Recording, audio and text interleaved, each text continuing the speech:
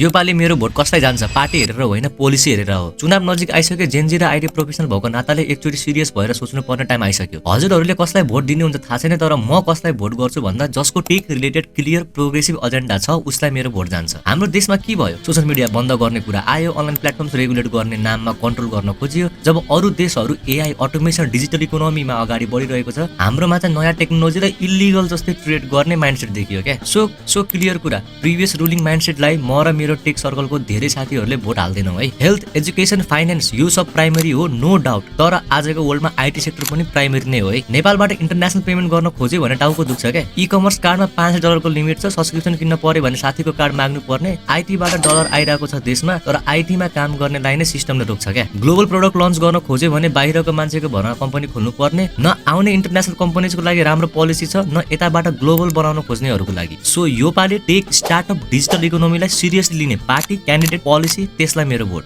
यो video party support होइन, future support हो। तपाईको भोट पनि फ्युचर बनाउने डिरेक्सनमा जाओस् है। यो पालि तपाईको भोट चाहिँ कसलाई नि अनि?